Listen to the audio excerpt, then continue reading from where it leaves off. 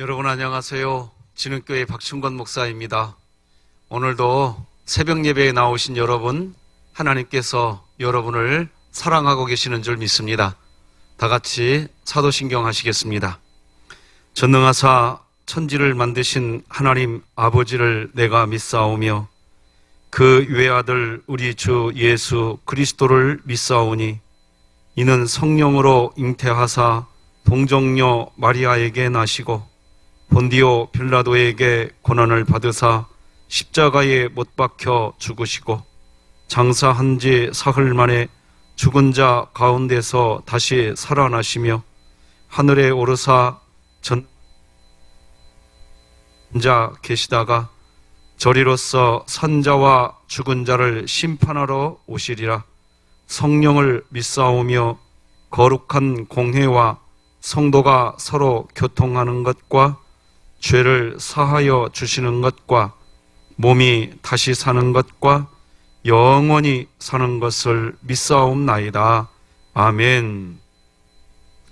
찬송가 218장 하나님께 찬양드리겠습니다.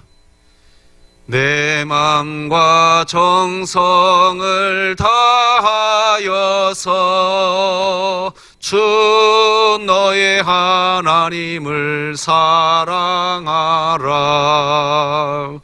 내 몸을 아끼고 사랑하듯 형제와 이웃을 사랑하라. 주께서 우리에게 명하시니 그 명령 따라서 살아가리. 널 미워 해치는 원수라도 언제나 너그럽게 사랑하라. 널 핍박하는 자 위에서도 신실한 마음으로 복을 빌라. 주께서 우리에게 명하시니 그 명령 따라서 살아가리. 나 항상 주님을 멀리하고 형제를 사랑하지 못하였다. 이러한 죄인을 사랑하사 주께서 몸 버려 죽으셨다. 속죄의 큰 사랑 받은 이 몸 내 생명 다 바쳐 충성하리.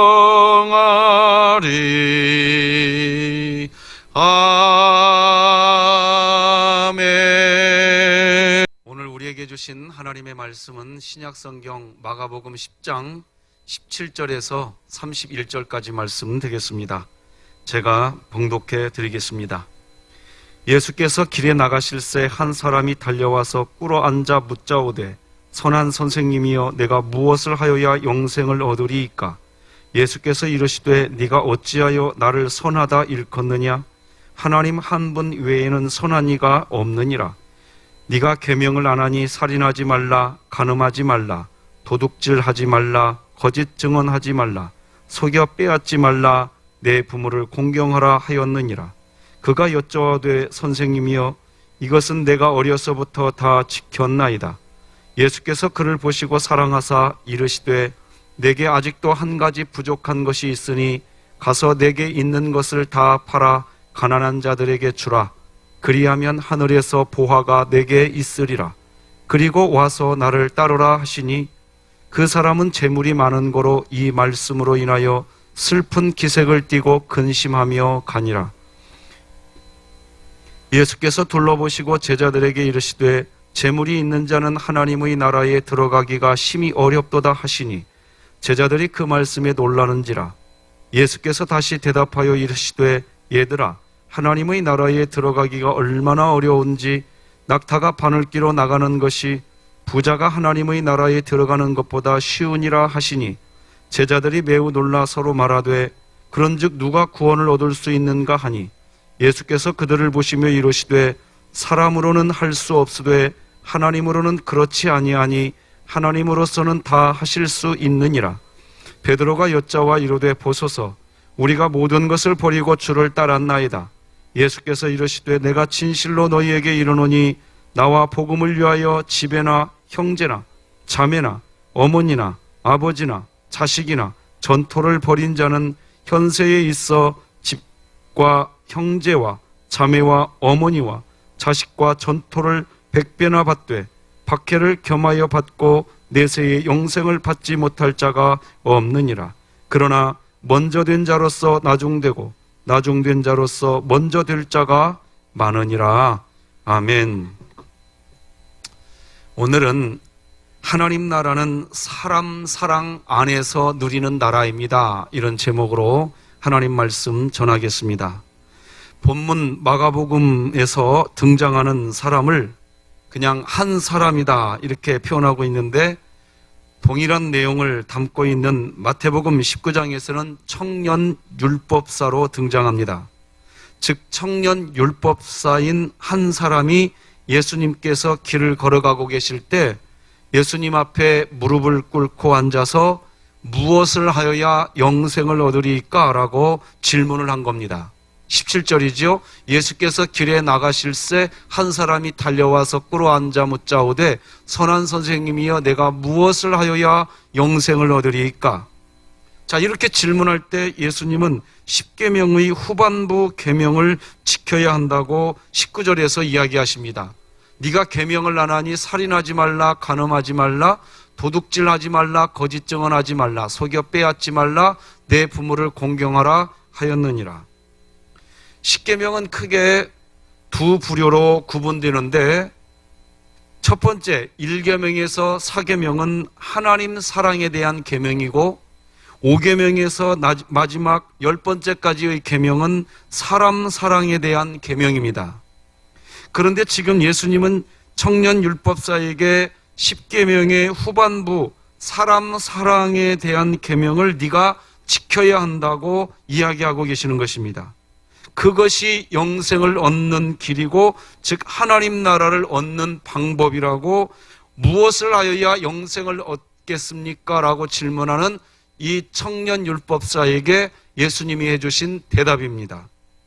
그러자 이 젊은 청년 율법사는 자신이 그 계명을 이미 다 지켰다고 20절에서 이야기합니다. 그가 여짜오되 선생님이여 이것은 내가 어려서부터 다 지켰나이다. 자, 청년 율법사가 예수님께 자신은 모든 계명을 다 지켰다고 이야기했습니다. 그렇습니다. 그는 계명을 다 지키는 삶을 살았습니다.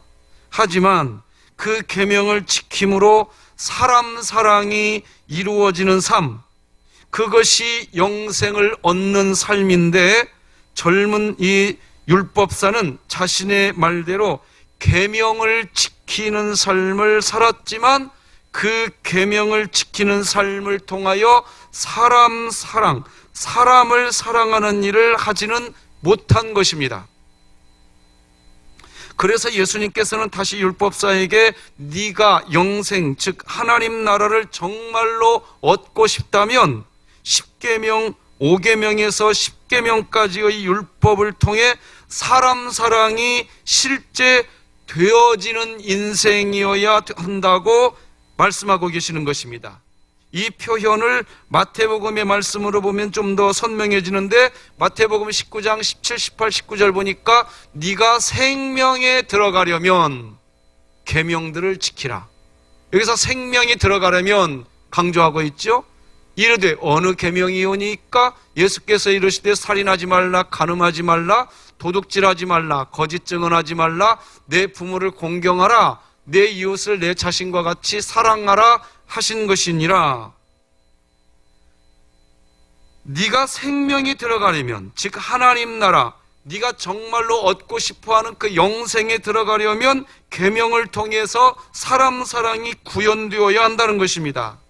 그런데 젊은 청년 율법사는 자신이 계명을 다 지켰는데 무엇이 부족하느냐고만 대답을 하고 있는 겁니다. 뭐가 부족하냐는 거예요. 자기가 다 계명을 지켰다는 거예요. 20절 같이 읽어요. 시작. 그 청년이 이르되 이 모든 것을 내가 지켰사온데 아직도 무엇이 부족하니까?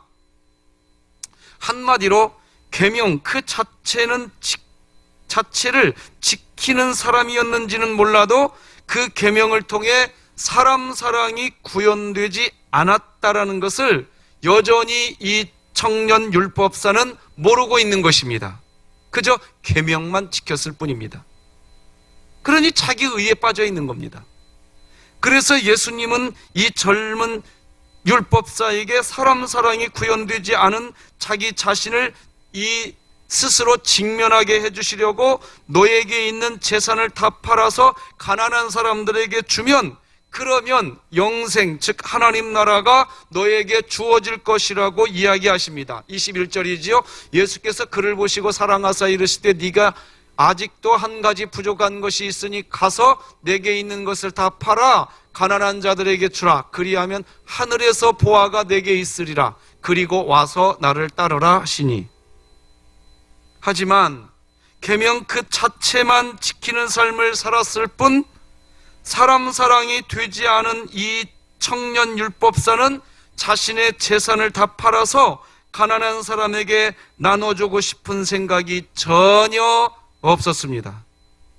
그래서 슬픈 기색을 띠고 그냥 예수님을 떠나 갔다고 22절이 기록합니다. 그 사람은 재물이 많은 거로 이 말씀으로 인하여 슬픈 기색을 띠고 근심하며 가니라.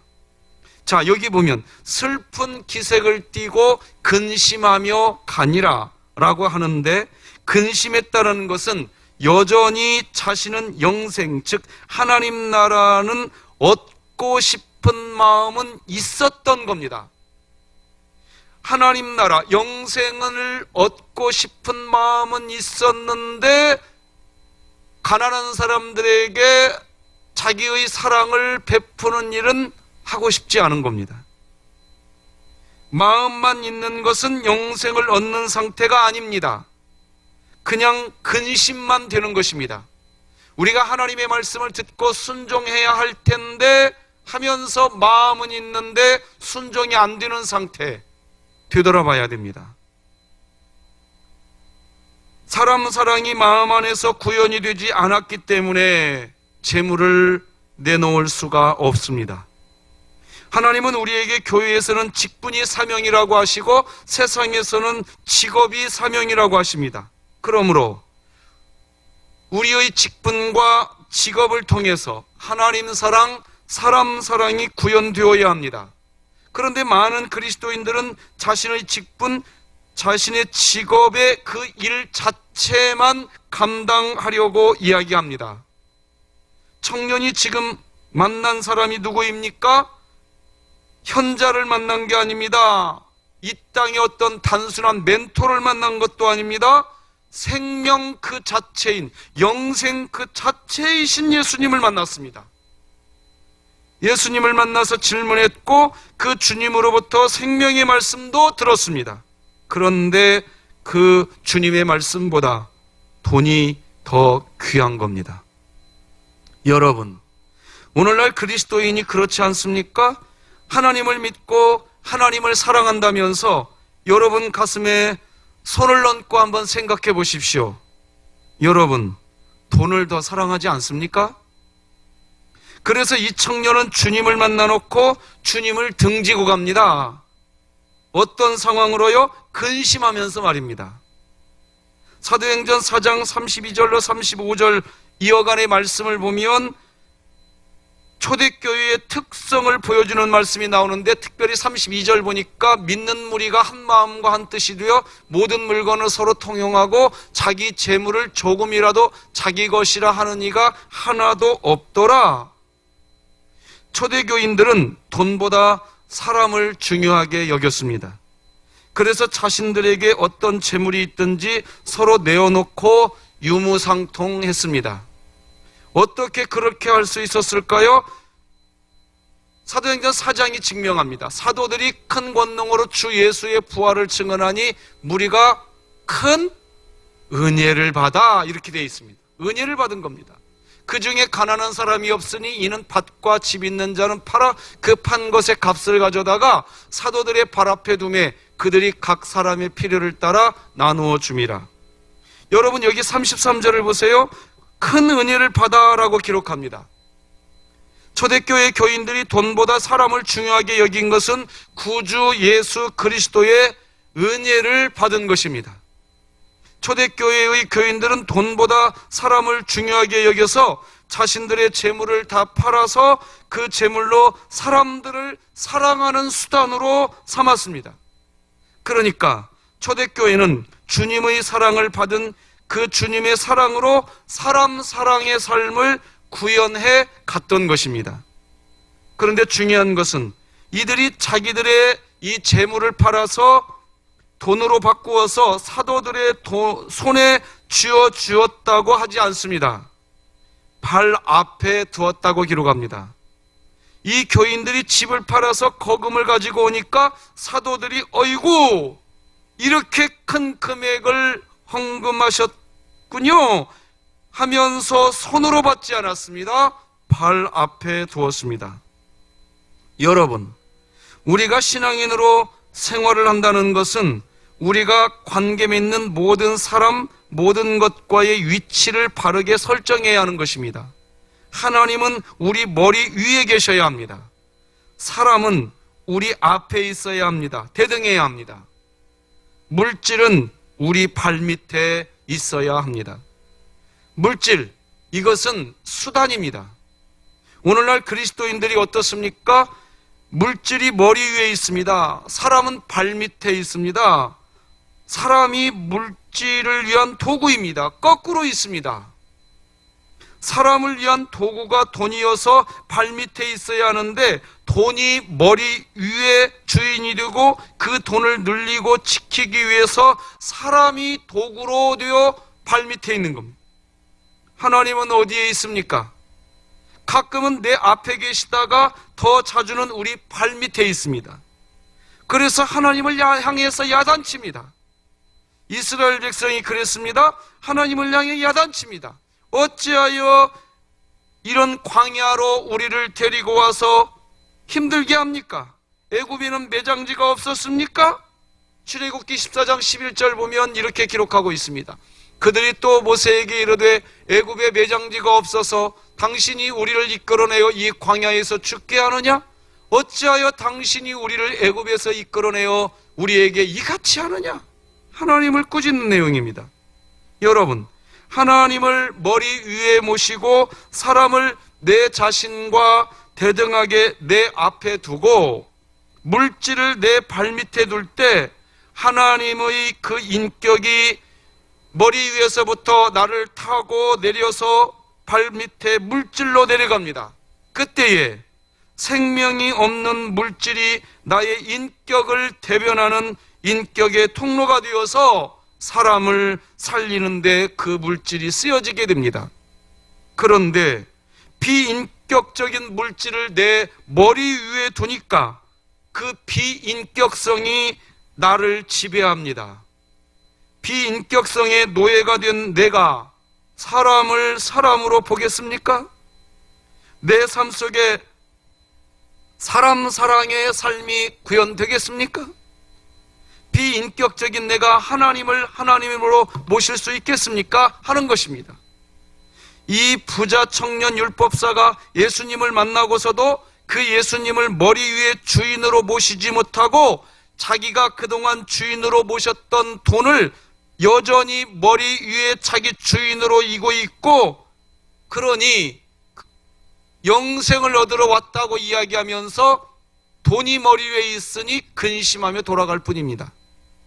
우리의 근심은 모두 매사를 바른 위치로 설정하지 못한 데서 발생합니다. 여러분, 오늘부터라도 2020년도에는 하나님을 머리 위에 모시기 바랍니다. 사람을 대등하게 눈앞에 두고 물질은 발밑에 두는 위치 설정이 잘 되시기 바랍니다. 그래야 근심이 없어지는 것입니다. 그래야 하나님 나라를 누리는 것입니다. 23절 말씀을 다 같이 읽어봅시다. 시작. 예수께서 둘러보시고 제자들에게 이르시되 재물이 있는 자는 하나님의 나라에 들어가기가 심히 어렵도다. 오늘날 교회가 더 이상 거론하지 않는 거의 사장된 주님의 말씀입니다. 오늘날 교회가 세속화되어서 돈 많은 부자들에게 면죄부를 주었습니다. 돈만 내면 신앙이 좋은 것으로 다 치부되고 있습니다. 아닙니다. 그런데 주님은 그렇게 말씀하시지 않으셨단 말입니다. 부자가 천국 가기 어렵다고 이야기하십니다. 낙타가 바늘귀로 들어가는 것이 부자가 천국 가는 것보다 더 쉽다고 이야기하십니다. 다 그런 것은 아니지만 부자는 돈의 가치를 사람보다 더 귀하게 여깁니다. 돈의 가치를 사람보다 더 귀하게 여기는 한 사람, 그런 사람은 사람 사랑을 구현하지 못합니다. 그래서 천국 가기 어렵습니다. 제자들이 그 말을 듣고 깜짝 놀랐습니다. 그 당시 제자들도 돈 많은 사람들이 천국의 좋은 자리를 다 차지하게 될 것이라고 생각하고 있었던 때였기 때문에 제자들이 깜짝 놀랐습니다. 그 제자들이 예수님께 질문합니다. 그러면 도대체 누가 천국에 갈 수 있습니까? 라고 말입니다. 이때 예수님께서 27절에 보면 이렇게 말씀하십니다. 예수께서 그들을 보시며 이르시되 사람으로는 할 수 없으되 하나님으로는 그렇지 아니하니 하나님으로서는 다 하실 수 있느니라. 부자는 절대로 천국에 못 들어간다. 그러나 그 부자에게 하나님의 예수 그리스도를 통한 사랑, 그 하나님의 사랑이 임하면 그 부자가 자기에게 임하신 하나님의 예수 그리스도를 통한 사랑에 바르게 응답하게 되면 얼마든지 가능하다는 겁니다. 다른 말로 하면 이 세상에 부자도 천국 갈 수 있고 가난한 사람도 천국 갈 수 있고 누구도 예외 없이 영생, 즉 하나님 나라에 들어갈 수 있다는 말입니다. 그런데 잊으면 안 되는 말이 있습니다. 사람으로서는 할 수가 없다, 그런 겁니다. 그러니까 사람으로서는 할 수 없는데 하나님으로는 가능하다는 겁니다. 이 말이 무슨 말일까요? 내 열심으로 신앙생활을 하면 안 된다는 뜻입니다. 신앙생활을 정말 잘하고 싶으십니까? 나는 죽었어. 내 안에 예수님만 살아계셔. 이것이 고백되어져야 됩니다. 그래서 누구를 만나든 무슨 일을 하든 내 생각이 이러니까 이것이 아니라 내 안에 계신 주님의 생각이 이러하니까 이렇게 되어야 됩니다. 사랑하는 성도 여러분, 하나님 사랑, 사람 사랑이 구현되는 오늘 하루 되시기 바랍니다. 오늘도 잠언 성경을 필사하시면서 하나님 나라 누리는 저와 여러분이 되었으면 좋겠습니다. 기도하시겠습니다. 하나님 아버지 감사합니다. 청년 율법사는 분명히 영생을 얻는 방법을 알고 싶어서 예수님께 왔습니다. 그러나 자신이 율법을 다 지켜왔고 또 율법을 지킨 것 때문에 자기 의에 빠져서 머리에 하나님이 계시고 발밑에 물질이 있어야 되는데 머리 위에 물질이 있고 하나님이 어디 계신지 알 수 없는 이 위치 선정이 잘못되어져 있기에 영생을 얻는 방법을 영생 그 자체이신 예수님이 말씀을 해 주었는데도 그저 근심만 하고 돌아갈 뿐이었습니다. 하나님, 우리들도 그렇게 신앙생활 하지 않게 하여 주시옵소서. 우리 머리 위에 하나님이 계시게 하여 주옵소서.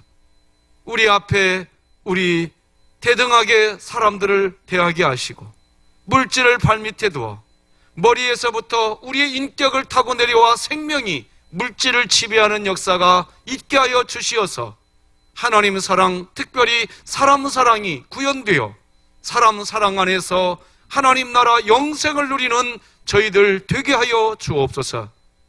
오늘도 우리 하나님 그렇게 우리와 동행하시며 우리의 손을 붙잡아 주실 줄로 믿고 예수님의 이름으로 기도드립니다. 아멘. 하늘에 계신 우리 아버지여, 이름이 거룩히 여김을 받으시오며 나라가 임하옵시며 뜻이 하늘에서 이룬 것 같이 땅에서도 이루어지이다. 오늘날 우리에게 일용할 양식을 주옵시고 우리가 우리에게 죄 지은 자를 사하여 준 것 같이 우리 죄를 사하여 주옵시고 우리를 시험에 들게 하지 마옵시고 다만 악에서 구하옵소서. 대개 나라와 권세와 영광이 아버지께 영원히 있사옵나이다. 아멘. 오늘도 살아계신 하나님, 그분의 따뜻한 손이 이미 우리와 함께하고 있는 줄 믿으시고 승리하시기 바랍니다.